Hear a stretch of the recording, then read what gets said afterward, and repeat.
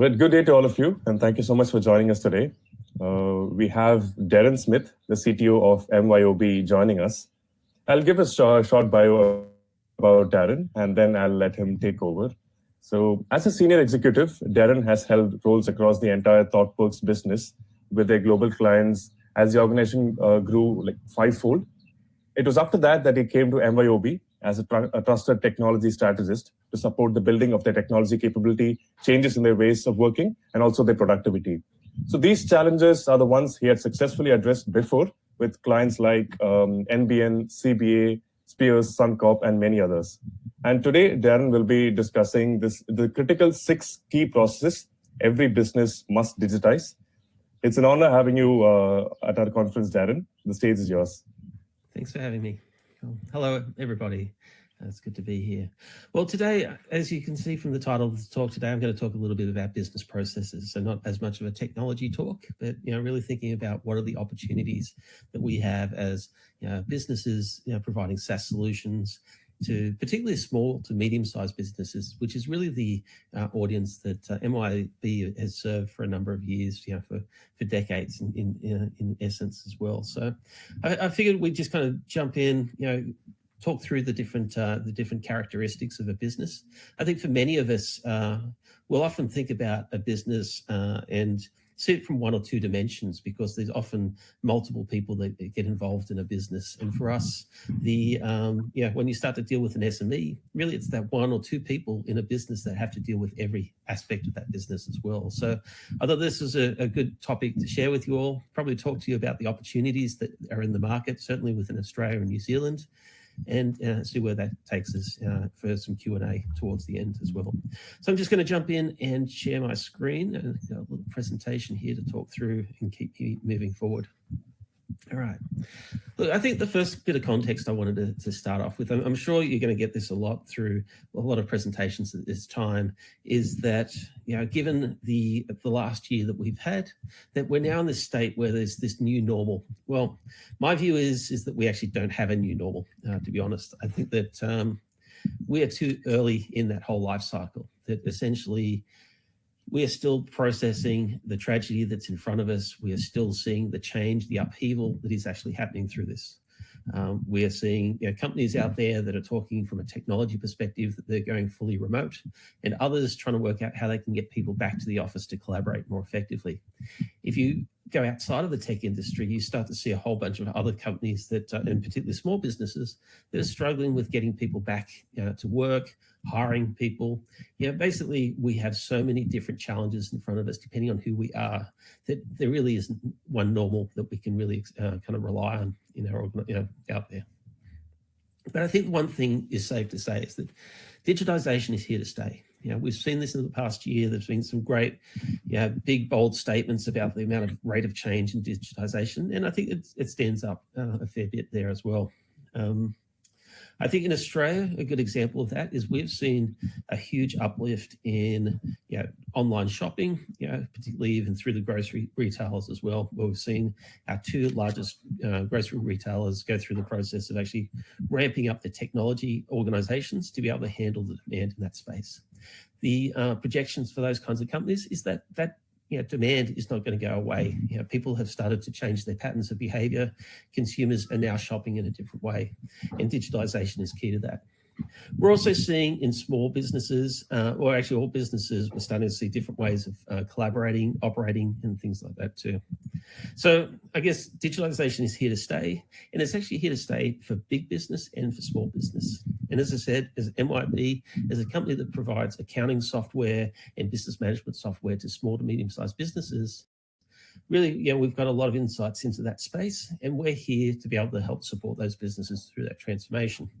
And I think that as what you'll find through here, and as we talk about it is through the next 6 or so slides, is there's a lot of opportunity in this space. This is a big market here in Australia, New Zealand, and abroad that can actually get a lot of benefit from the investment we can all make to be able to support them better.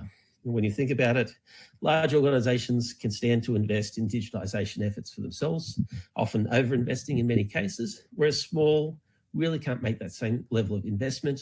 And over-investing is often something that's actually going to be detrimental to business or to an individual's lifestyle as well.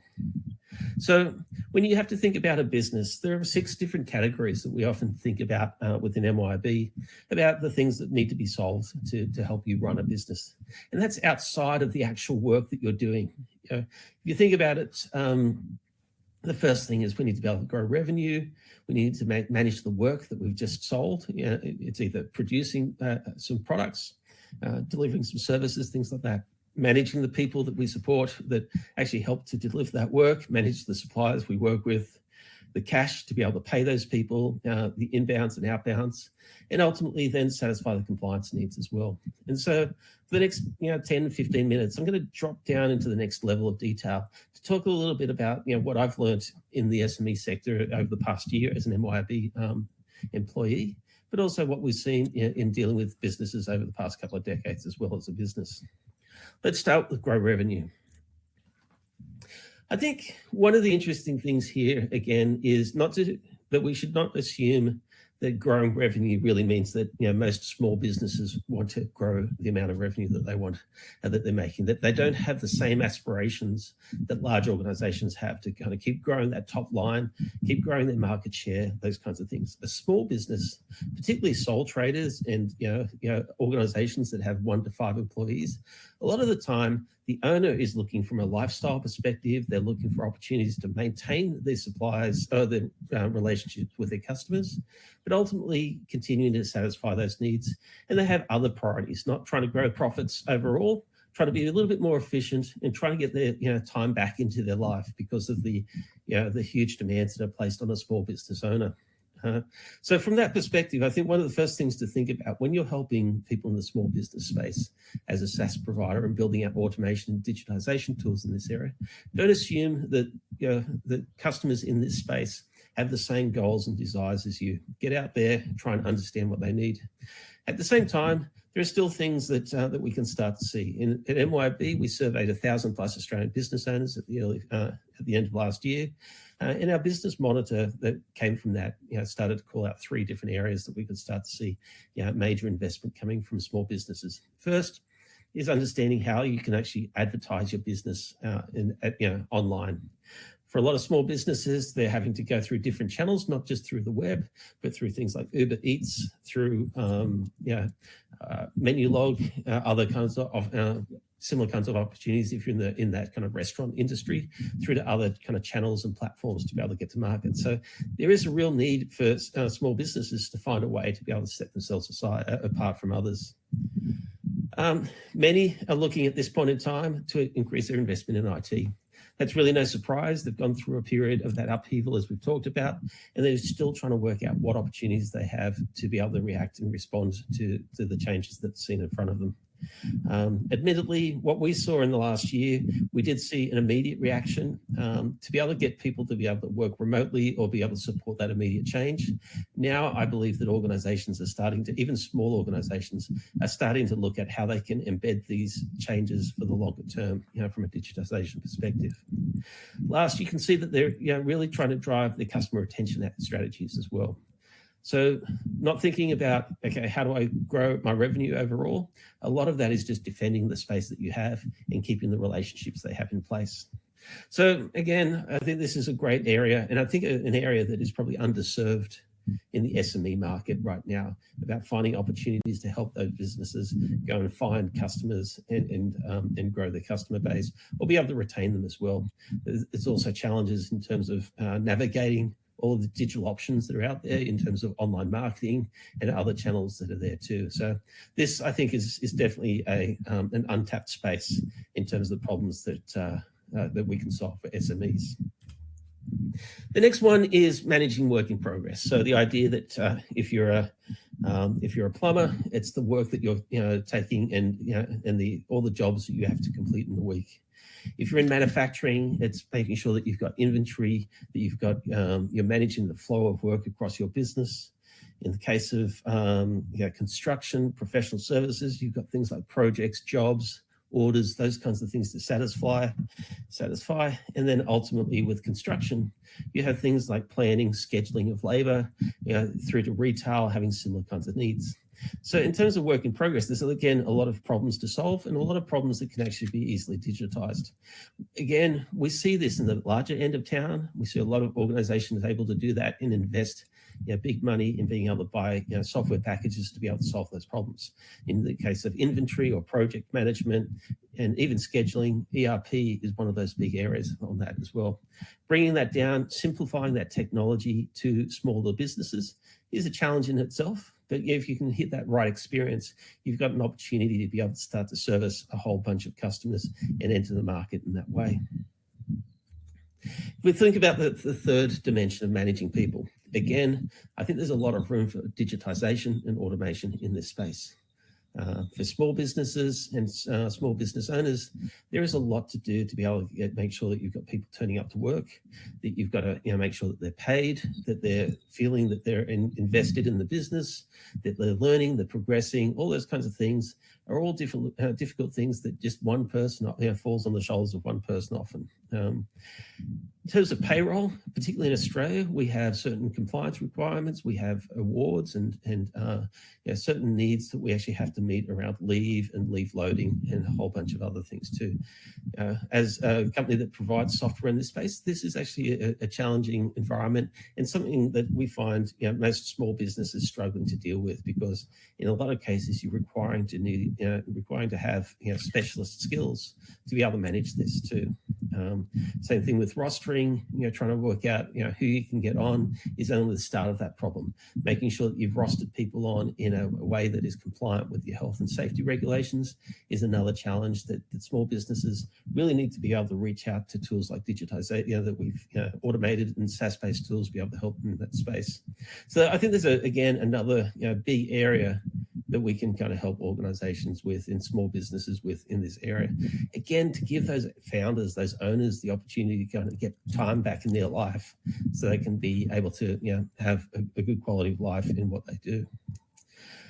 I'll keep kind of reiterating that point. Again, I see that there's a lot in the big end of town here, and I think we're only starting to see more growth and adoption and in creation of products and solutions at the smaller end of town here that I think there is plenty of opportunity to go after. When we talk to customers in this space, again, it's trying to find ways in which we can remove complexity to provide that software, to be able to do these processes overall. Another dimension, again, that we need to think about as a small business owner, and hopefully by this point you're already starting to think about, wow, this is falling on the shoulders of one or two people in an organization, in a small business, is that you also got to start to kind of deal with all the different suppliers in your network. As a software provider that gives accounting software and provides software to accountants, we actually see the connection a lot between small business and their accountants, and small businesses and their bookkeepers, as an example. But it goes well beyond that to financial institutions, to logistics companies, to manufacturers, to subcontractors in the construction industry. There's a whole network of providers that sit within the small business ecosystem to be able to get most jobs done. When you go into the bigger end of town, a lot of that stuff starts to kind of come under the one banner of one company. In the smaller space, you're having to rely on partners, contacts, friends to be able to get your work done and get it across the line as well. So there's a lot to do in that ecosystem, one from each of the jobs to be done across those different areas, but it's also in being able to connect all those things together.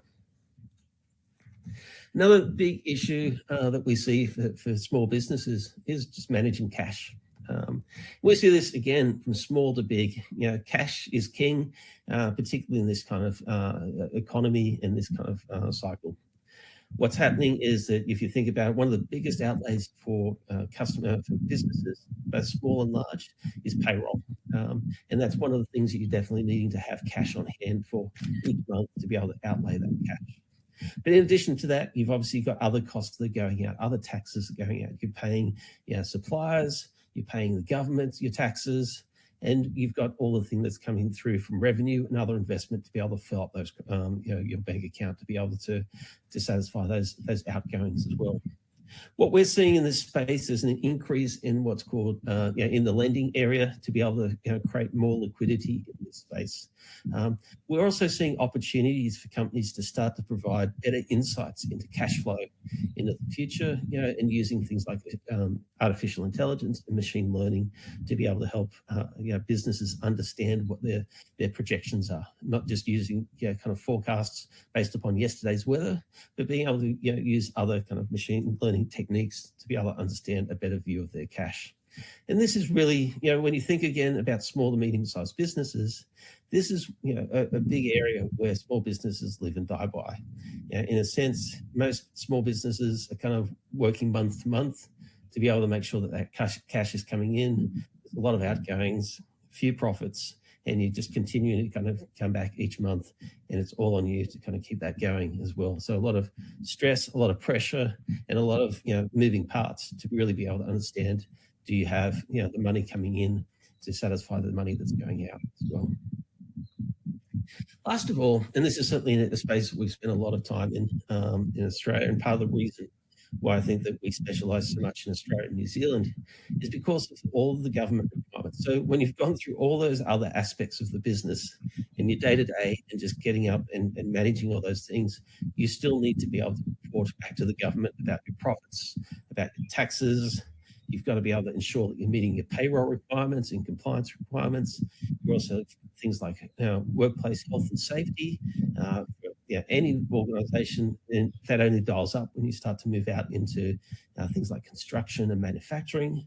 And then today, you're now starting to see the rise of security and privacy are things that you're having to start to deal with. As you digitize more and more of your technology and your customer records and your customer data, small businesses are also having to fall into this space. And so when we start to see, one of the things we're seeing more and more is requests from our customers to understand how we're securing their data and how we're looking after their customer data as well, so that they're compliant with their privacy and security standards too. So I think in overall, I think that's a really interesting area. There's a lot to be done here, and I guess it comes back to that same point I keep making, which there is so much reward that you can give to small businesses by just giving them their time back. This is one of those areas that doesn't add a lot of value to the business itself, but is actually part of table stakes, part of running a business, that all these things need to be done.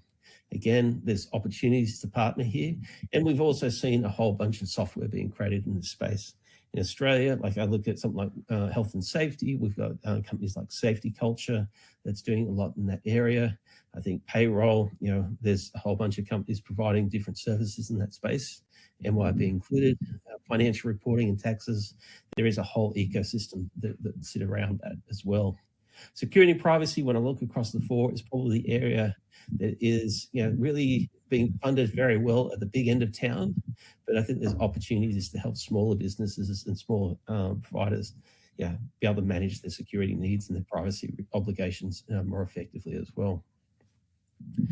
So when you think about it, that's really the key message I had is when we look at things and what is the opportunities that we have for small businesses in Australia, New Zealand, and around the world, is what are the different opportunities? Where do you want to play, and what are the workflows and the problems that you want to solve?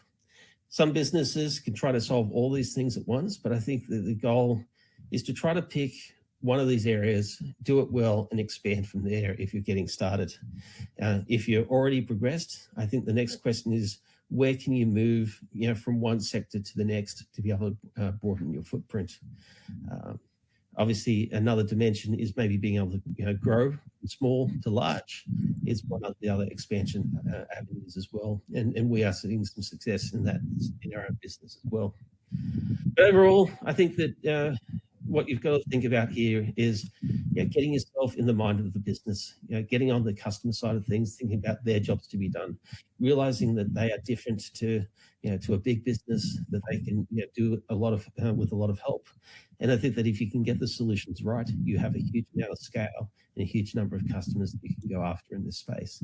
And that's what I'd encourage you to look at. If you're looking for a good reward and a good sense of purpose out there, I'd really encourage you to look at the small to medium-sized business market as a great target of, filled with really interesting, diverse, and good people that are looking to kind of have a better life that I think we can all help with as well. So I encourage you all to get out there and think about how you can help them digitize one of these 6 dimensions of their business. Cool. So I ran through that pretty quick, but I don't know if there are some questions, and I'll come off screen share so you can look at my Guatam's face. Cancel that. Wrong one. Yeah. Cool. All right. So Darren, great session. I really loved those 6 aspects you had stressed upon. And I have a question. So from your personal experience, which aspect has been the most difficult to digitize, based on your experience with across different industries and customers? Yeah, it's a good question. I think for me, it would probably be, as I said, I think grow revenue seems to be one of the hardest ones to really kind of get done. It's hard to nail down. It's very much, while you can start to think about things like CRM and customer relationship management, I think that's great to get you to a certain level. But I think getting to the next level and making it meaningful to a small business that only has a certain amount of capacity to deliver on that outcome and to bring customers to them is probably one of the harder things to do. I think all the other areas, there's been a lot of effort over multiple years to kind of start to understand how you can scale down that capability to small businesses.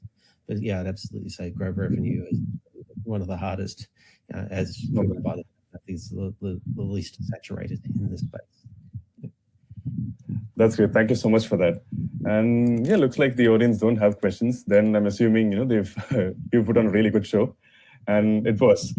So great. So I think it's almost time. I think we can wind up now, Darren. Thank you so much for being again here with us. Really appreciate it. And as for the audience, we have a live expo going on. You can check that out whenever you're free.